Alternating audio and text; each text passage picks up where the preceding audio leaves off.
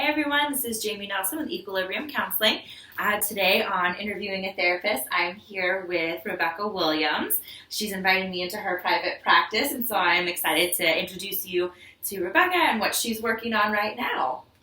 So I am the owner at Inland Empire Couples Counseling. We have an office in Riverside, and we're a small practice right now with just a few therapists working here.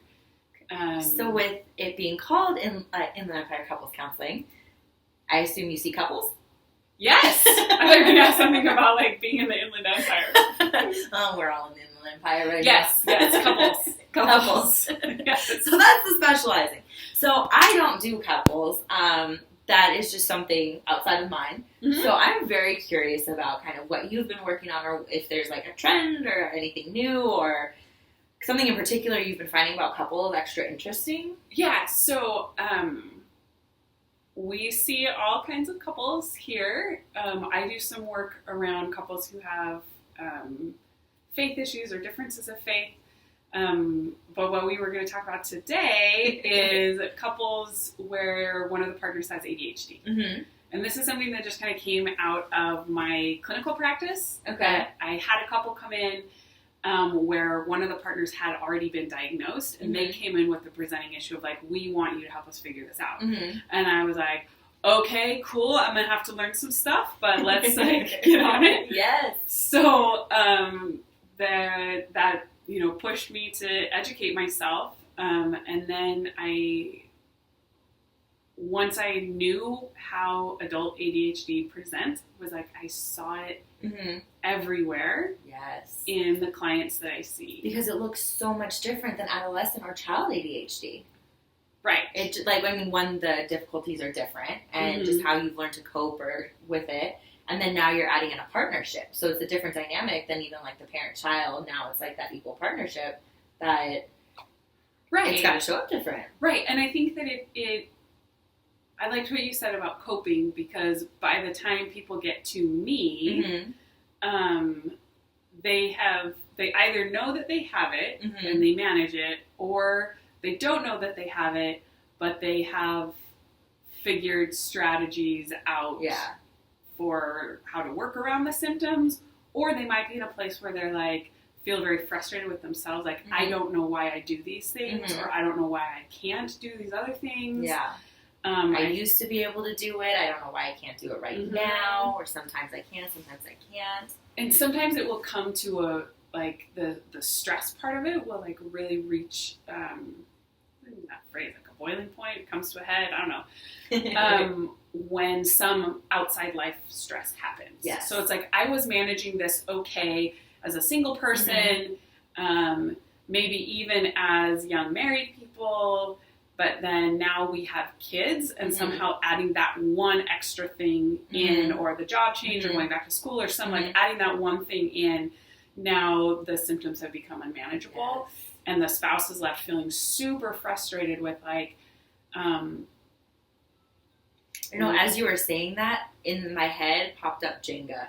And that, you're building this, and you've got it, and it's balanced, and it's working, and then you add one more thing on top, and it just, starts shaking, and you're I need structure now. It is. It totally is. That one extra thing, and maybe they were fine with 2 kids, but then they had a 3rd kid, and that was just, the one thing that was too much that we're not able to, hold it all together. Absolutely. Anymore. And then you have the spouse who's, not understanding how their partner, who they love and adore, and who seems to so sincerely love and adore them, how do you, why do you keep failing me? Yeah. Why can't you follow through on these things? Or why it can show up in feelings of self-doubt for the partner too. Am I not important enough? Do you not love me enough to be able to pay attention to me? Take care of me. Right. Yeah. Right. Whether that's following through on tasks that they said that they would do, or if it's just you're in your phone all the time, or doing these other things, or the person with ADHD is out learning a new game and joining a sports league and doing all these other things that are very stimulating and exciting, and the spouse is why don't you want to spend any time at home with me? It was that stimulating factor. And being able, even for the ADHD person, to be able to find that level of stimulation with their partner at home in those more relaxed spaces. How do we engage or stimulate or regulate that? Right. But I think that when the couples are not aware of this dynamic and not aware that ADHD is impacting them, they don't know to say, oh yeah, I do actually still really want to be with you. Yes. We just need to find a way that it works for both You're of us. right. There's that level of awareness that needs to be first. Yeah. Or I love this couple that I worked with who part of the issue was him showing up for parenting things, and that they had an issue with one of their kids, and the child was like in some type of a like group program, and so it had an educational component for the parents. That the parents needed to like read some materials and whatever. And the wife was like, "Hey, I really need you to do this with me. I need you to show up." And he's an amazing dad and loves his kids so much and wanted to. But part of the frustration was like, it somehow never quite worked out. Yes. That he was like actually reading the material and showing up for the things despite, the best the intention. Yeah, the intention is there, the desire, the interest, but the action. Right. And so what they worked out was like, it's going to be not good for their marriage dynamic for her to be like the taskmaster on this. Yeah. And so he said, you know what, I'm going to take ownership and responsibility for making sure that it gets done. And what he figured out was that they needed to do it at a different time of day.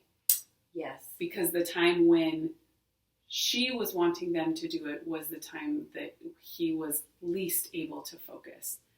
And so it was like this, I know that this is just asking too much of me, and I'm not going to be able to do it then. And so he took ownership of his own symptoms and also of his own success in wanting to follow through and wanting to be there for his wife and also for his child. And he said, okay, this is when we're going to do it, and this is what I'm going to do to make sure that happens. That's wonderful. Yeah, and it was this really great way that they learned to like accommodate around and be creative in a way that allowed them to be successful. And how wonderful that you have created this space that couples can come in and sort out and kind of tease out what that underlying issue is. That it may not be actually what they're fighting about, but what's underneath that.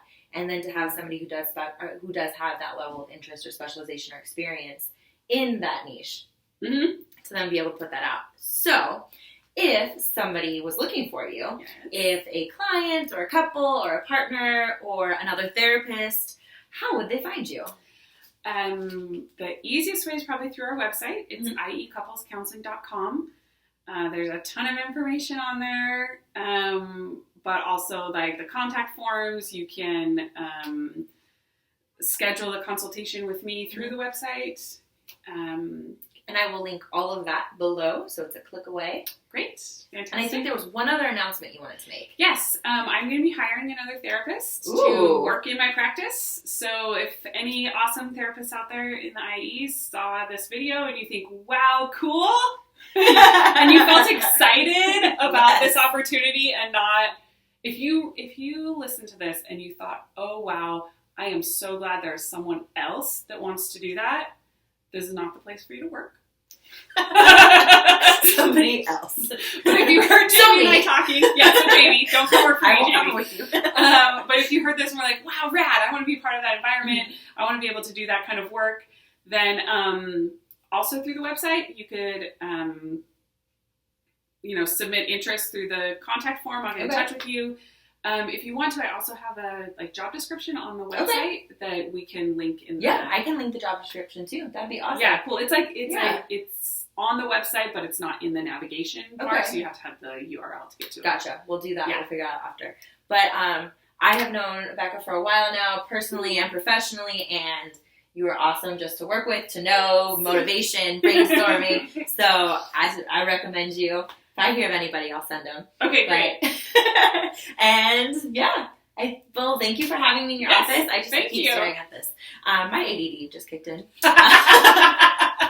But thank you, and thanks for watching. And if you have any questions, comments, interests, please feel free to leave them below, and we'll see you on the next one. Yay, thanks.